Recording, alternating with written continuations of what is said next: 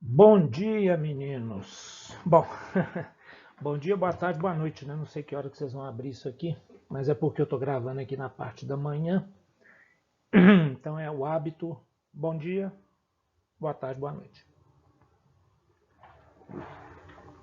Nós agora dando prosseguimento ao nosso conteúdo final aí, né, que são as grandezas e medidas.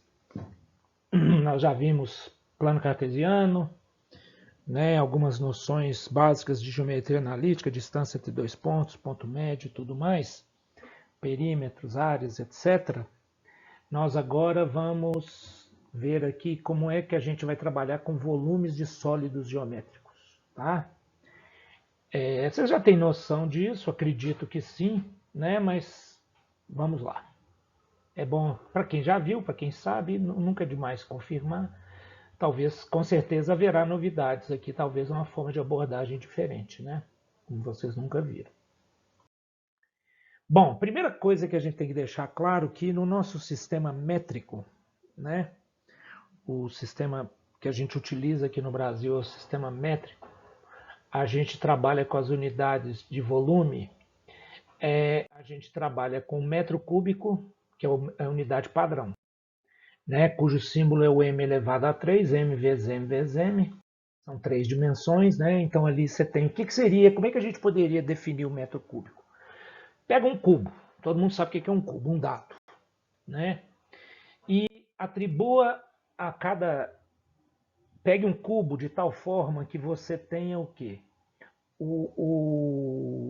Todas as arestas desse cubo, arestas, cada uma daquelas linhas, né? Arestas são os lados das faces, né? Então cada face é um quadrado, então você tem quatro faces em cada lado. No cubo as faces se juntam formando as arestas, duas a duas elas se juntam, né? Então olha lá, o que é o cubo, o metro cúbico? O metro cúbico nada mais é do que o nome desse cubinho aí, ó. Tá? Esse cubinho que tem 1 metro de aresta, né, ele se chama metro cúbico. Por quê? Porque exatamente como nós vamos ver pela frente aí, o cálculo de volume, né, que é o que definiu isso daí, o cálculo de volume nada mais é do que a área da base. Qual que é a área da base? A base é um quadrado, então a área da base é o quê?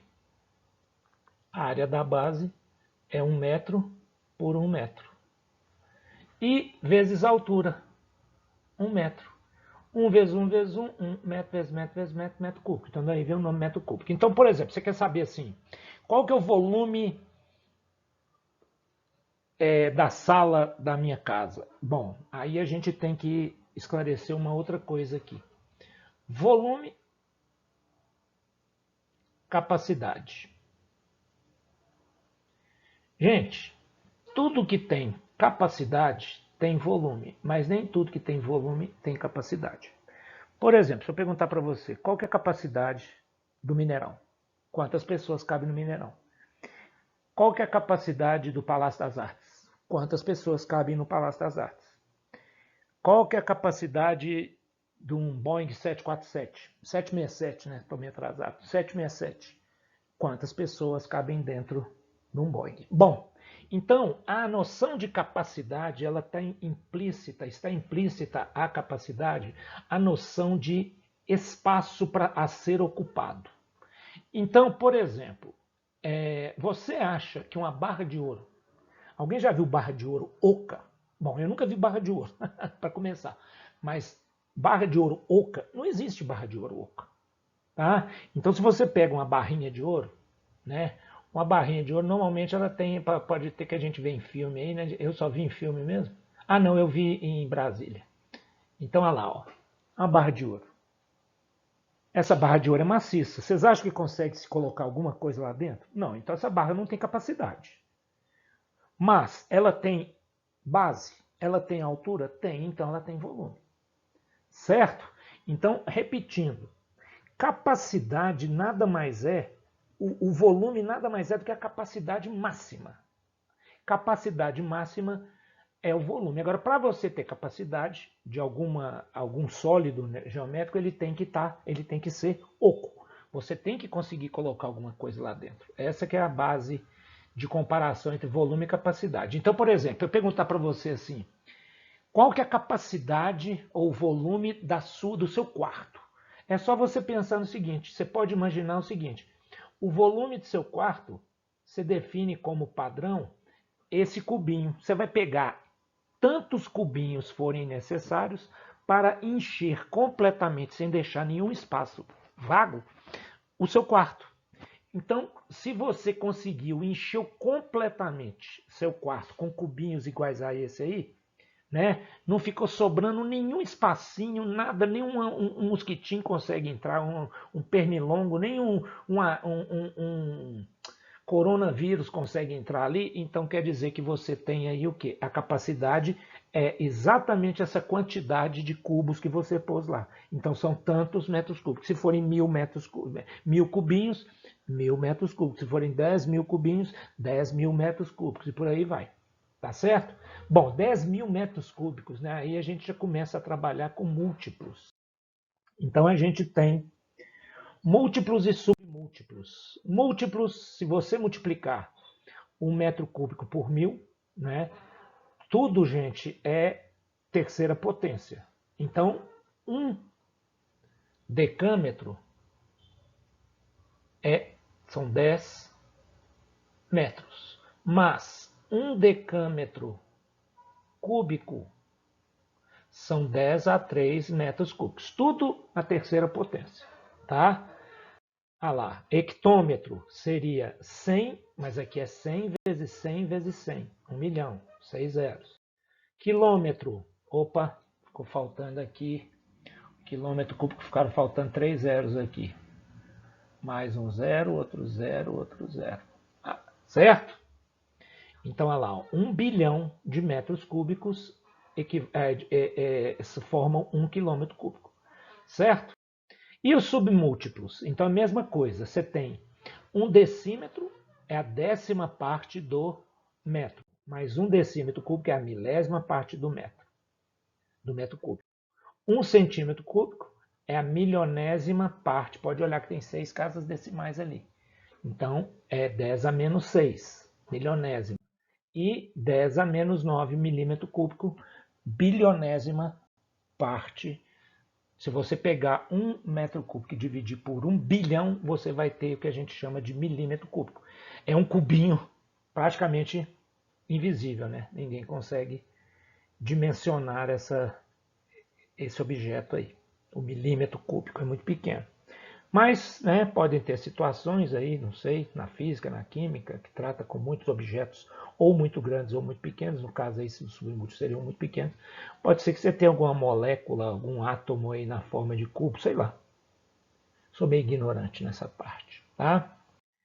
Então, importante. Bom, aí o que acontece? No caso de volume, de capacidade, foi definido uma unidade padrão auxiliar, que é o litro.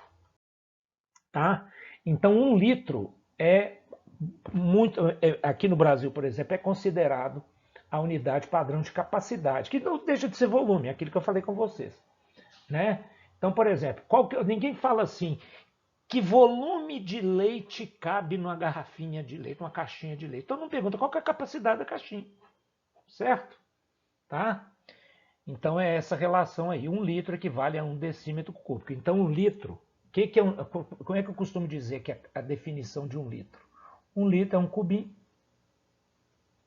de aresta o quê? 1 decímetro. Então isso daqui é o que a gente chama de litro. O litro é esse cubinho aqui, ó. Certo? Tá ok? Então você quer saber quantos litros cabem numa caixinha de leite? Você vai pegar vários cubinhos desse e vai encher completamente a caixinha de leite até não sobrar um espaçozinho sequer, nem para o coronavírus aí. Aí você vai ter. Vão caber quantos cubinhos? Você que vai ver, né? 500, 600. Bom, isso 500 litros não dá, né? Mas normalmente uma caixinha de litro de leite tem 1 litro, né? Então você vai ter exatamente 1 cubo daquele. Ah, mas como é que eu vou fazer para caber essa caixa? A forma não é cúbica, gente. Aí você usa a sua criatividade. Você vai picar esse cubo em vários pedacinhos, de modo a caber, não ficar um espaçozinho. Você vai fazer vários bloquinhos menores na forma de que a gente chama, que a gente vai ver daqui a pouco, de paralelepípedo. Tá? Blocos retangulares para caber lá dentro. Então vamos lá agora. Agora nós vamos ver, eu já dei uma ideia básica aqui para vocês, todo mundo já tinha essa noção de como que a gente calcula volume. Então vou ver aqui, cálculo de volume de sólidos geométricos. Gente, veja bem, o que é isso aí? Você pode pensar que isso daí é um paralelogramo, tá? Isso é um paralelogramo. Você tem uma dimensão, por exemplo, a base A e o comprimento ali, o comprimento, a largura A e o comprimento B. O comprimento A, a largura B, isso é tanto faz. Mas você pode pensar também que isso é um retângulo, certo? A e B, e que a gente pegou esse retângulo e fez isso com ele, deitou, colocou em cima de uma mesa, certo? Então ele ficou do jeito que está aqui, ó. Está aqui, ó.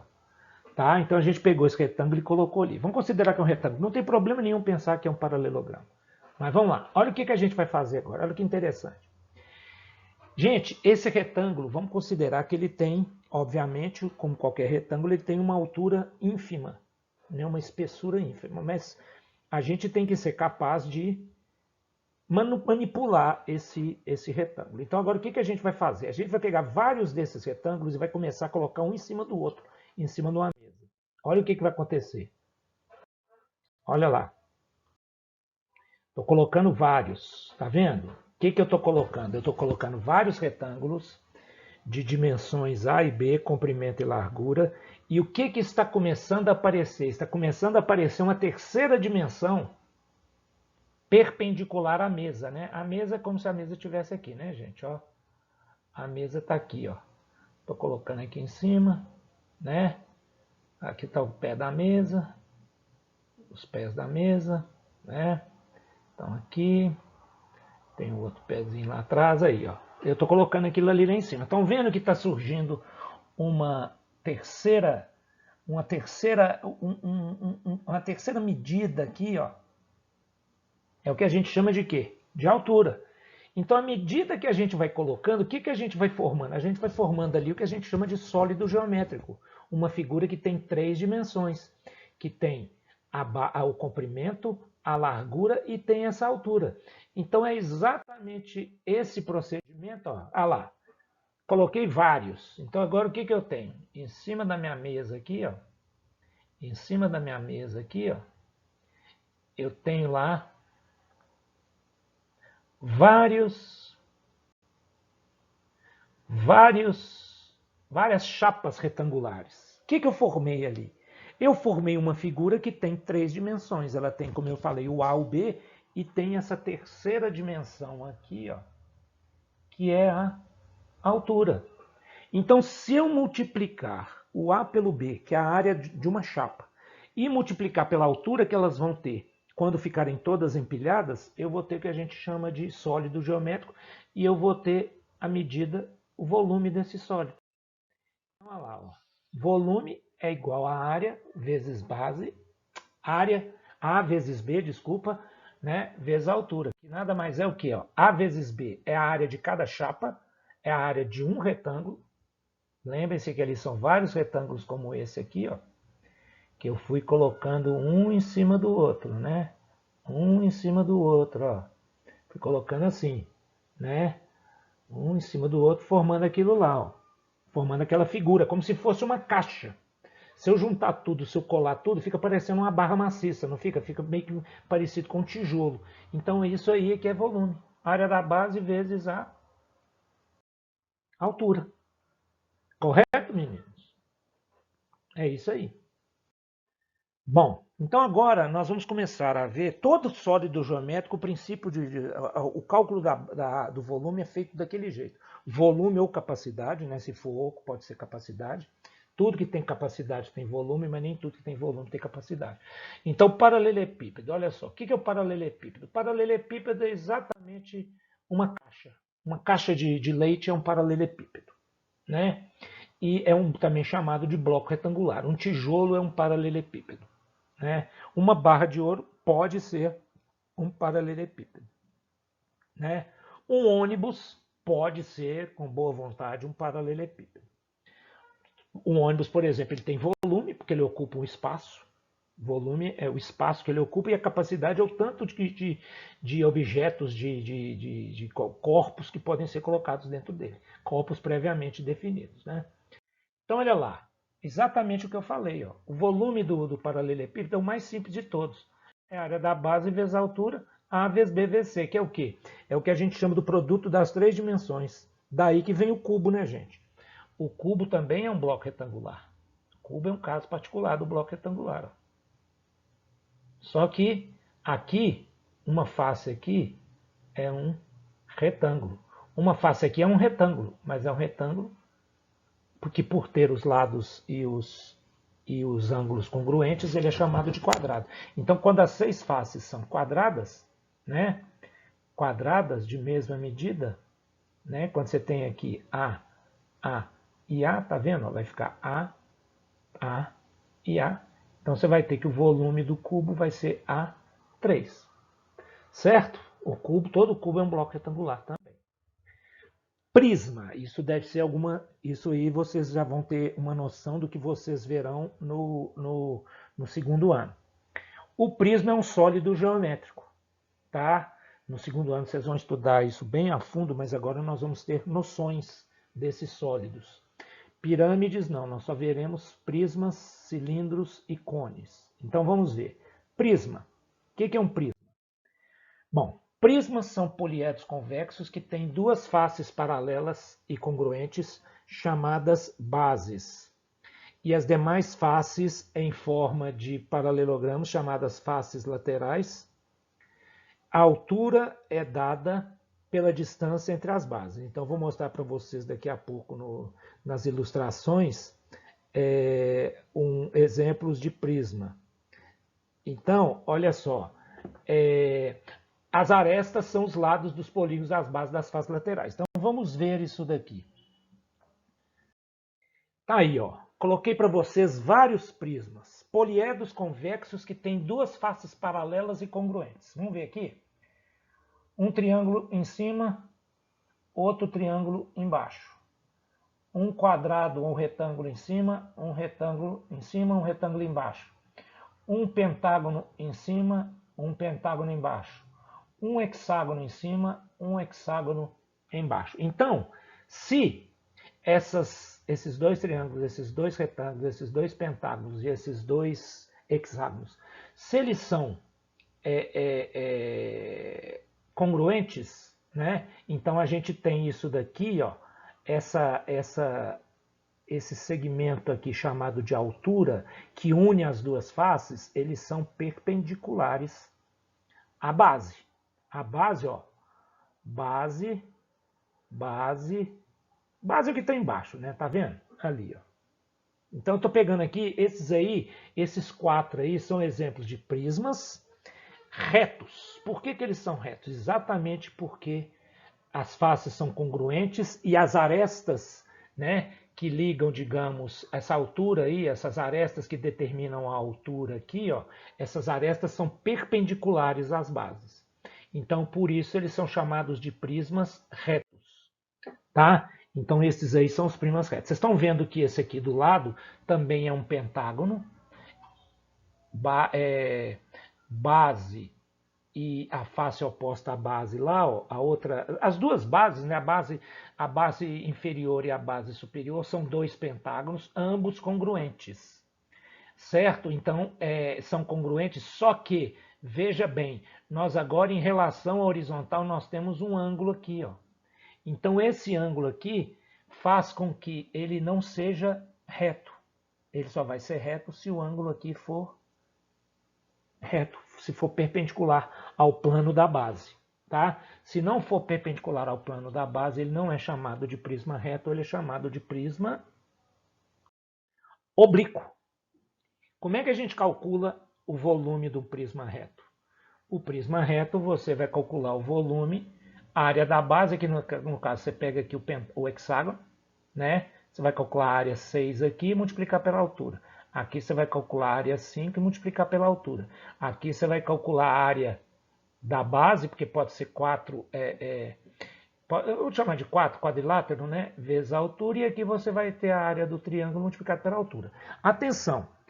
Quando essas bases são figuras planas regulares, ou seja, se todas têm lados e ângulos congruentes, o prisma também é chamado de prisma regular. Tá? Então, se esse hexágono for regular, se esse pentágono for regular, se esse aqui for um quadrado, se aqui for um triângulo equilátero, os prismas, além de retos, eles serão regulares também. E o volume deles é fácil, a área da base vezes a altura. Aqui é a mesma coisa aqui no oblíquo, só que você, para calcular a altura, você vai ter que ter um conhecimento. Você vai ter que, esse ângulo aqui, ó, você vai ter que calcular essa altura, você vai ter que calcular essa altura em função desse ângulo. Para isso, você vai usar seus conhecimentos de trigonometria. Né? Basta você conhecer ou essa medida aqui, né?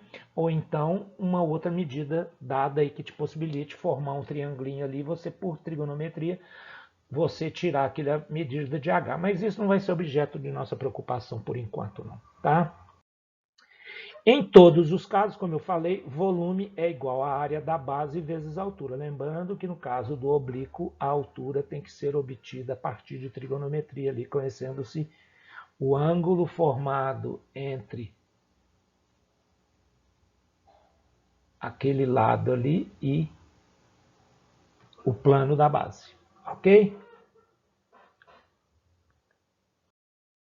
Cilindro. O cilindro é praticamente a mesma coisa que um prisma, só que não é um prisma, porque o cilindro, a base é um círculo, certo? Então vocês viram lá que no caso do prisma, as bases são figuras planas, figuras geométricas planas, e no caso do cilindro, essas duas figuras geométricas planas congruentes, né? E no caso aqui do cilindro, essas duas figuras chamadas de bases são circulares. Então você tem do mesmo jeito, você tem um cilindro reto e tem o cilindro oblíquo. Como é que a gente calcula os volumes desses dois cilindros? Mesma coisa. Você sabe que aqui embaixo é πr2 e aqui a altura h, então é só fazer área da base, πr2, vezes a altura, isso vai te dar o volume. Aqui é a mesma coisa, área da base vezes a altura, você vai ter o volume. Ok? Aí, cilindro reto, cilindro oblíquo. Correto? O volume de um cilindro, como eu acabei de falar, é dado por πr2h, lembrando que o h é isso daqui, ó. Lembrando aqui que h é isso daqui. Você precisa conhecer aquele ângulo ali, você tem que ter condição de determinar aquela altura ali para você calcular o volume do cilindro. Ok, gente? Então, por enquanto, a gente, nos casos dos volumes dos sólidos geométricos, a gente para por aqui. Na próxima videoaula, a gente vai ver os cones também, tá? Então, abraços a todos e até a próxima.